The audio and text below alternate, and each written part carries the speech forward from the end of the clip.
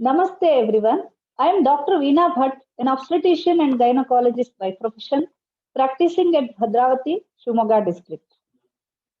I am going to deal with common gynecological problems in women today. As you know, women are blessed with the responsibility of motherhood. Reproductive period extends from menarche to menopause, and women are under the influence of female hormones, namely the estrogen and progesterone. During puberty, what happens? The hypothalamo-pituitary axis gets activated. Hypothalamus stimulates the ovary via pituitary gland to secrete follicle stimulating hormone, which in turn stimulates ovary to produce the estrogen hormones, that is the female hormone. Then the luteinizing hormone surge will cause ovulation, commonly known as egg release. After the ovulation, corpus luteum will be producing progesterone hormones, that is another female hormone. So, the ovary will produce estrogen and progesterone hormones, which are responsible for regular menstrual cycle and for maintenance of pregnancy and for all other feminine characters, what that lavanya, naya, etc. During puberty, rapid changes takes place. There will be sudden growth spurt starts, and the whole body becomes curvier like, skin gets oilier. At around 10 years, the breast starts to develop, and the breast gradually grow larger and larger. Again, around 10.5 to 11 years, hair on the pubic area starts, that is called as pubarche, and hair under the arm starts developing around 12 years. Hip becomes wider, then weight gain on the hip starts, leg muscles gets bigger and stronger, and finally the menarche or the menstruation begins. Before going to menstruation in detail, let us know about the female genital organs. They are classified as external genital organs and internal genital organs. External genital organs are called as vulva, includes mons pubis, labia majora, labia minora, Bartholin glands, and clitoris. Internal genital organs are one uterus and two ovaries and two fallopian tubes, which are protected in bony pelvic cage. And the uterus, it may look smaller, but when during pregnancy, it enlarges many times to contain even 4 kg babies also. So, vagina is a hollow muscular structure connecting internal and external genitalia. The external genital organs are mons pubis, clitoris, and labia majora, minora. Here, the important point is the three orifices, that is, the first urethral orifice where the urine gets excreted, and the vaginal orifice and the anal orifice all are situated like in the same peripheral alignment, unlike in males. This is very important to maintain the hygiene, where the washing from front to back is very important. And also the Bartholin gland is situated in between the upper two-third and lower one-third, where it can cause sometimes painful enlargement. Bartholin gland is very important for lubrication purpose during the sexual intercourse. Let us come to menstrual cycle, which is very essential for the survival of species. It's a sign of motherhood. It's an indication that woman is ready to reproduce. Commonly known as menses, periods, mavari, monthly cycle, etc., etc. The first menstruation is called as menarche. Few will celebrate also. They do aratis, they do laddus of nuts and coconut, till everything, which is very good for nutrition purpose also. So the menarche is attained around 9 to 16 years. Nowadays, the age of menarche is decreasing as such. If the menstrual cycle does not begin even within 18 years, then it has to be investigated. It is called as primary amenorrhea. where sometimes uterus may be absent also. So what normal menstrual cycle, if frequency is around 28 to 30 days. It may not be exactly 30 days. It can vary between 22 to 35 days. Normal bleeding happens for 4 to 5 days. At the most 7 days, it should stop. And normally it will be unclotted blood. And there will not be any intermenstrual bleeding. And there won't be much pain except little discomfort. Low backache is quite common.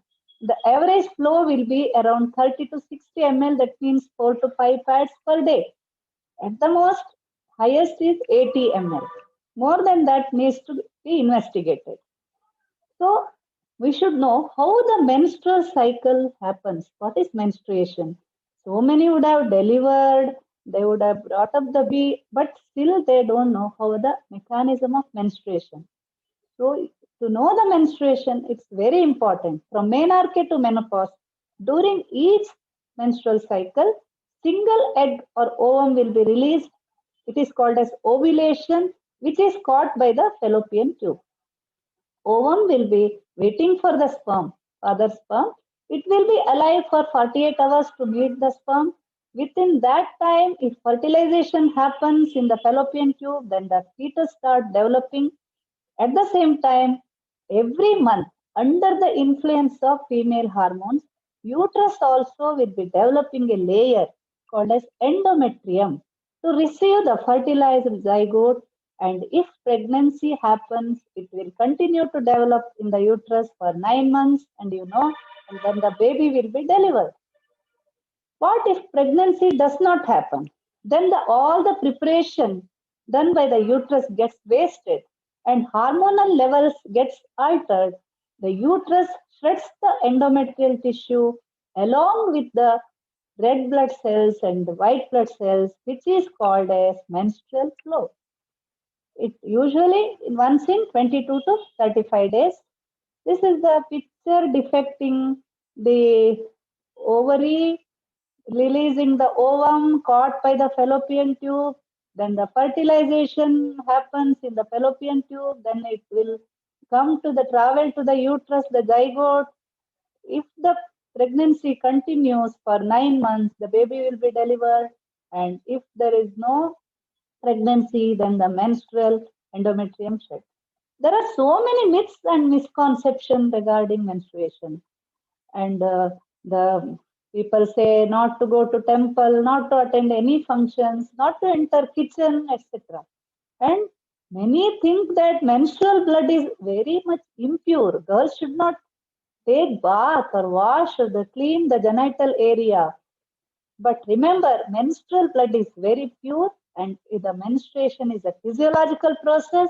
Women can go out, go to schools and colleges, and do all the routine activities. It should never be an hindrance. We should always create a positive image about menstruation.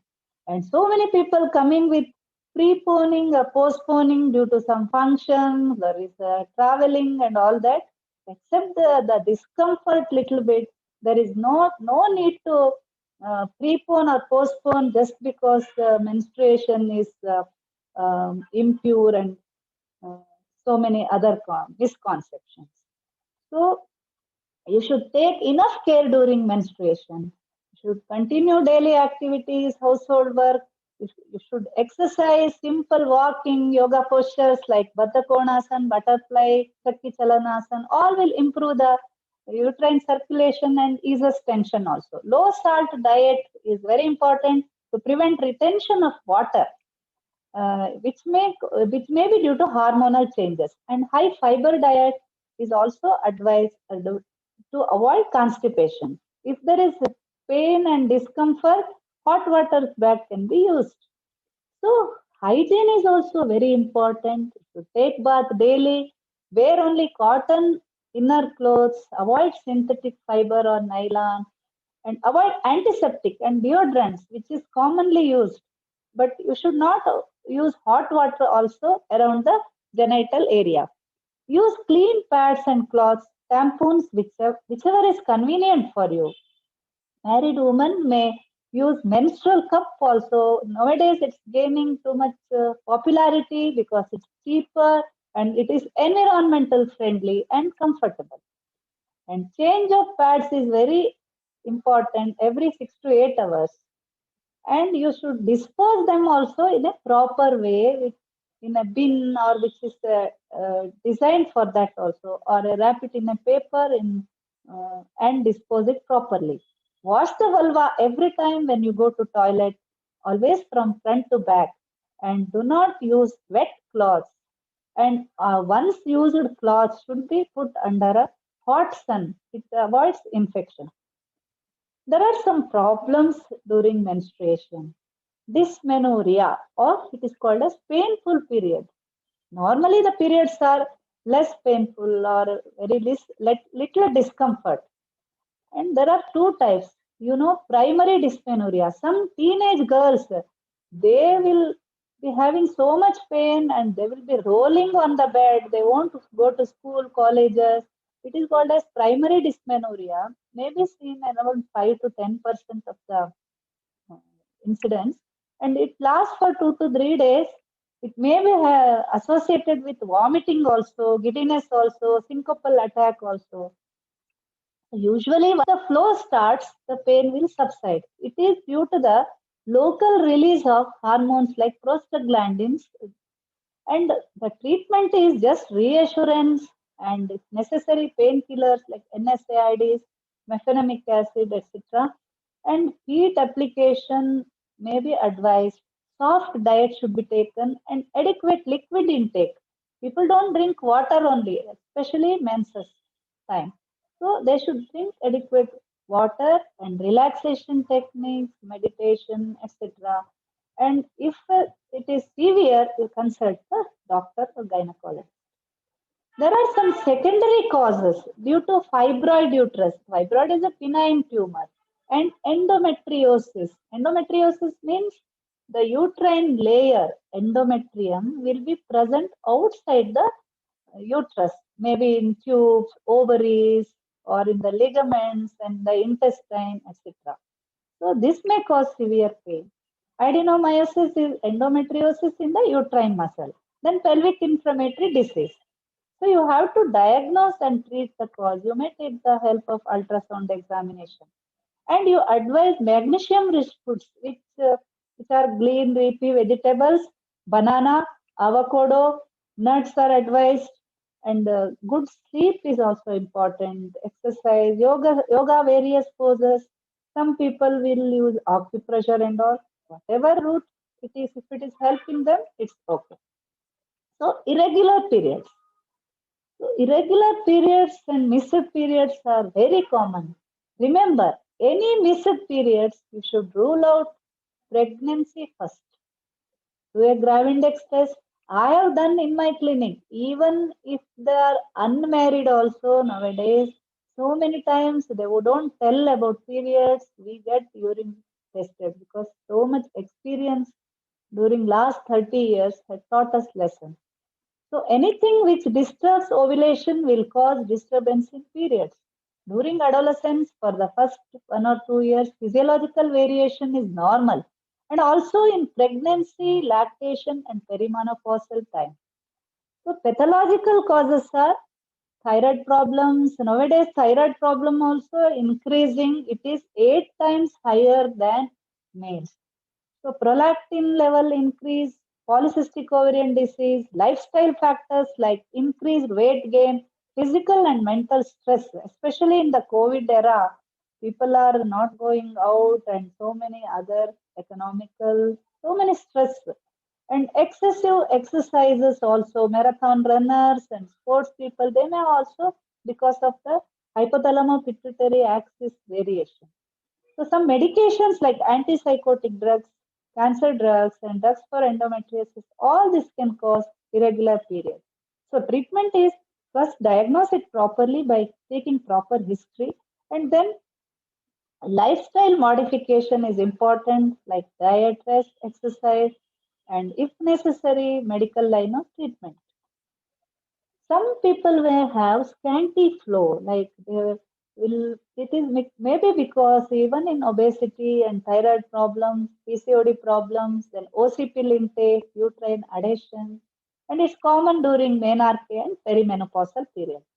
Some may have frequent cycles, like once in 15 days, which can happen during menarche, only even after delivery also. And if there are ovarian cysts present, then also they may have frequent cycles and during uterine infections also.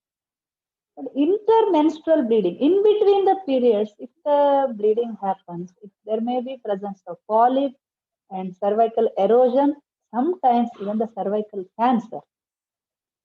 And very important nowadays, heavy or excessive bleeding, because people won't tell they have bleeding. They come with severe anemia. This is a common feature in excessive bleeding.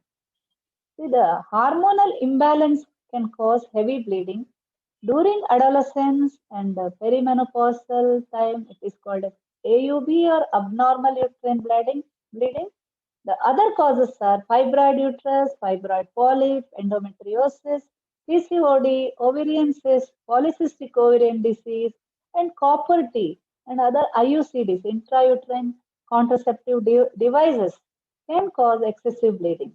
Systemic causes like bleeding disorders, thyroid problems again, and mental stress also can cause increased bleeding. You consult the doctor, if necessary, get an ultrasound done and treat the cause like fibroid and endometriosis. Some women, or especially the working woman and women of high classes, they will be suffering from PMS, that is called as premenstrual syndrome. It is common between 20 to 40 years, may cause physical symptoms like heaviness in the breast, that all starts before menstruation. Once the ovulation is over and before the menstruation, this premenstrual syndrome starts.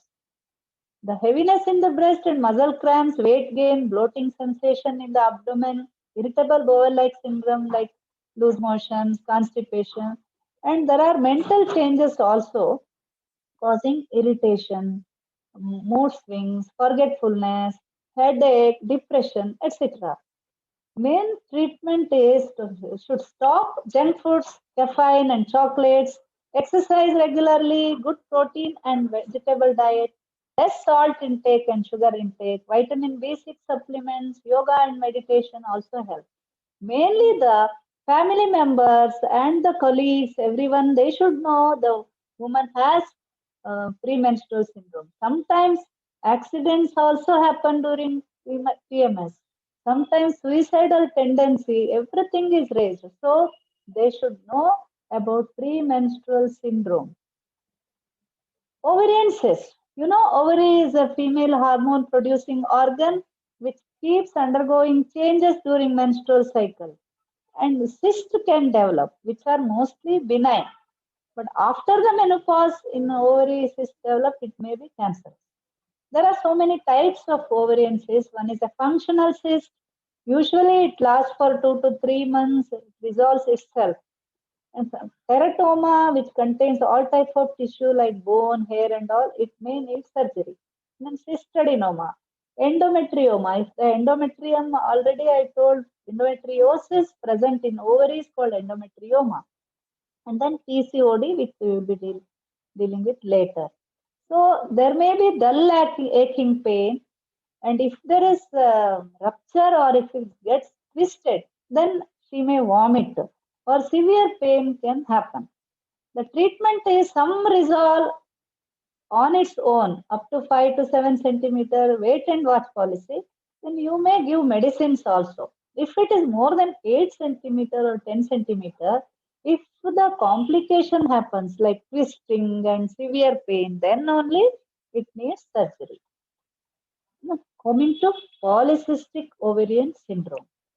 See, it's a new gynecological epidemic. 1 in 10 women suffer.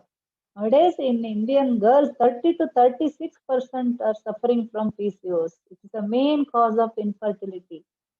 When it is limited to one ovary, it is called as PCO, that is polycystic ovary. When the problem is associated, other problem is there, it is called as PCOD, where there will be type 2 diabetes may be there, features of hirsutism, cardiac diseases, hypertension, all other associated problems. The worst thing is 50% of the PCOD patient, they don't know they have got PCOD, and 50% may be associated with other diseases. So what causes this PCOD? It's a new epidemic, like how we had a COVID. This PCOD, it is nowadays recent. It is very much increasing.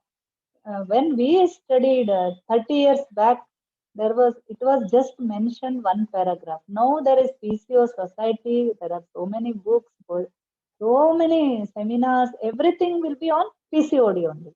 The familial history will be there, associated with poor lifestyle. They are more prone for PCOD. Faulty lifestyle is very important because the sedentary lifestyle, wrong diet, stress due to any cause, lack of good sleep also. The basic pathology here will be insulin resistance, where the insulin will be excess, but not able to pick the glucose and make it usable, because glucose is essential for the functioning of each cells. So excess insulin goes on secreted. So what happens? This excess insulin present stimulates the ovary to produce more and more male hormones, that is testosterone. So there will be low grade inflammation due to physical, and stress is the main pathology they have identified. And presence of chemical pollutants everywhere nowadays. Pesticides are being used in agriculture, and plastic. So many we are using. It contains so many chemicals, and the byproducts are this uh, causing so much endocrine disturbances. They are called endocrine disruptors. Phthalates and bisphenol are main two byproducts, which are very dangerous. And we use deodorants, room fresheners, floor cleaning agents, talcum powder, and whatnot. So all these are containing this chemicals which are causing endocrine disturbance in the female body, and are the causing PCOD like problems and other problems also.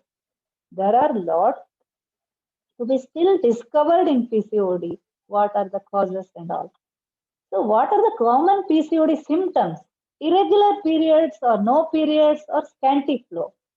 Sometimes being overweight, experiencing a rapid increase in weight, or having difficulty in losing weight also. Sign of increased male hormones, I told already, the testosterone level will be increased in females. This will cause increased facial hair, the chin and upper lip, there will be excess hair, loss of scalp hair, oily skin, acne, and the woman will be difficulty having becoming pregnant. So there are long-term health problems also. It is not just like it related to reproductive system. There is due to insulin resistance, the type 2 diabetes incidence increased more than 50%, high blood pressure, depression, mood swing, sleep disturbances. They sleep more in daytime. There will be snoring, excessive, all that. It may cause sleep apnea also. The endometrial cancer also 2 to 6 times it's increased. So how do you diagnose? There are so many criteria by ultrasound, clinical examination, and lab tests if needed. How do you treat? As it is a lifestyle disease, so main way of treatment is diet, then exercise, and medication. So diet, what are the diet to be taken during PCOD? We can say very simply, eat only sattvic or natural food, that is green leafy vegetables and fruits. Eat seasonal and local, easily available food. Like in winter, you eat more of oranges and that Nellikai you get, all the locally available, which is very important. You avoid junk food. Mindful eating is very important. People are nowadays, while eating, WhatsApp, they will be WhatsApping, they keep chatting on the phone, or they will be watching the TV, reading the newspapers. So avoid all that. Mindful eating is very important. Avoid excess cooking, which destroys all the nutrients. Steaming is better. Try to eat raw as much as possible. Avoid eating after sunset. At least 12 to 14 hours gap you keep between the night dinner and the morning breakfast. Avoid plastic utensils and try to wash the vegetables in keeping salt water for minimum half an hour. So learn to eat simple, wholesome, fresh food. Exercise and diet, they go hand in hand. Exercise decreases the insulin resistance, which is the main pathology, and increases endorphin. And any form of exercise which is sustainable and happy, because people will start exercising for 1 week and then they stop. It should be sustainable always. Yoga and meditation also reduces stress. You consult the doctor for the medical treatment. So obesity problem is also increasing nowadays. Women are becoming more and more obese, especially during after one baby is born, they put on lot of weight around the abdomen and around the uh, thighs and all. So, which may cause irregular menstrual cycle, and there are high risk of developing early onset of hypertension, high risk of developing early onset of diabetes, and also increased blood cholesterol levels and cardiovascular accident. So, sedentary lifestyle, you can see how they are sitting and chatting. Junk food eating is very common. They people eat calorie dense food and soft drinks also, which is so much acidic and gives more calories but less nutrition. All should be tackled. Stress and sleep deprivation is also very, very important. So coming to another important point, that is white discharge period. Normally, the vagina cleans itself. It's hollow organ because of the acidic environment, because the deodorant bacilli in the vagina secretes lactic acid. So it cleans itself. No need to clean the vagina. Normal white discharge is not associated with smell or itching, which is normal during premenstrual period or pregnancy, ovulation, and sexual arousal. So normal is creamy or transparent or egg white. So what is abnormal white discharge? It is always associated with smell, itching, or burning. So blood mixed or brownish discharge can happen before and after periods. Green or yellow color discharge indicates bacterial infection or sexually transmitted disease. The itching may be present, associated. So curdy white discharge with itching may be due to fungal infection, common in diabetics. You consult the doctor, keep the area dry, no wash or no soaps in that area, safe sex practices, red mixed white discharge with coal smelling in between periods may be due to cervical cancer. You should remember that point, and any such thing you consult the doctor. Coming to sexually transmitted infections, see, in the world, millions of women suffer from this sexually transmitted disease or STD, but they don't want to speak about it. They keep it very secret. Only in the advanced stage they go to the doctor. So it occurs after sexual intercourse with the infected partner, can be transmitted via oral or vaginal route or anal route. Can be bacterial, viral, or parasitic. So, an infected person may or may not have the visible signs. It can be also transmitted by sharing with needles, breastfeeding, and mother to baby also. Here, definite illness cannot be predicted. They may have ulcers, blisters, growth around the anus, vulva, and dirty vaginal discharges. It is curable if the treatment is taken at the right time. If not treated, it may cause tubal blocks, chronic pelvic pain, ectopic pregnancy, etc. So STD is there are so many. To give some important examples, gonorrhea, chlamydia, trichomonas, syphilis, herpes simple virus, or well, commonly everyone knows that is HIV infection. So here you should remember prevention is always better.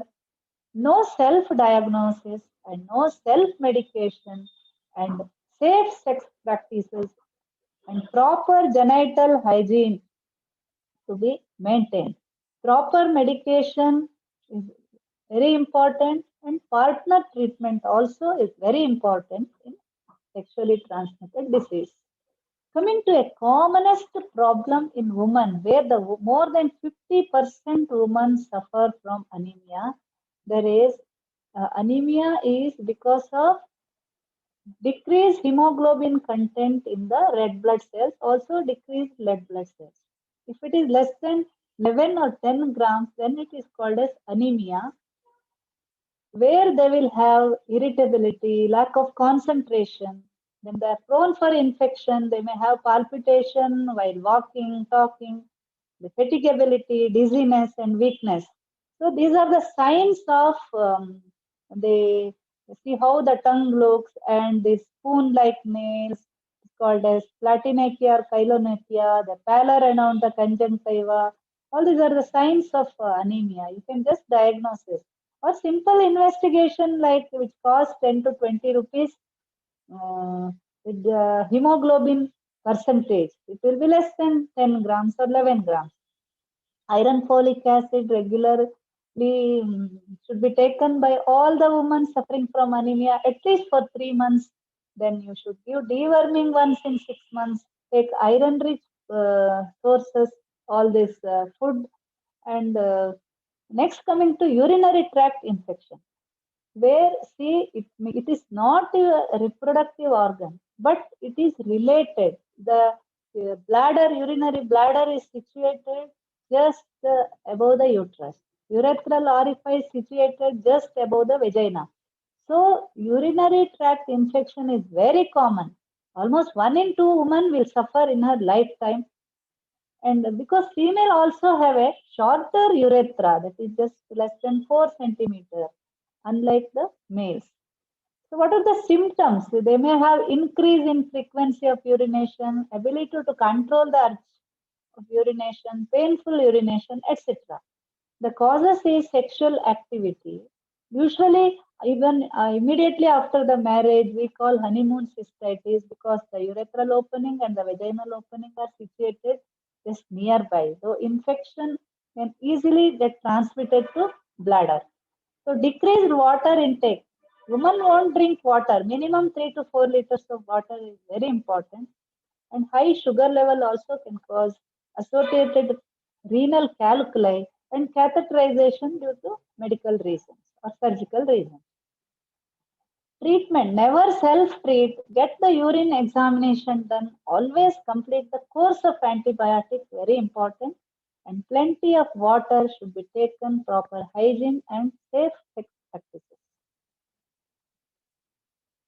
So healthy food habits is very important. Always reduce the salt and sugar intake. Carbohydrates with low glycemic index with high fiber content is very important to avoid constipation and to maintain the blood glucose level always in a steady manner. Have the breakfast and an early dinner. Have at least one fruit a day. Eat salads and vegetables daily, but make sure that wash it half an hour, keeping in salt water, and then eat it. Eat slowly, slowly. Chew and chew well. Take smaller bites. Make the right choices. Read the food labels and then eat. Do not combine meals time with other activities such as TV viewing and reading. And I always tell don't drink water while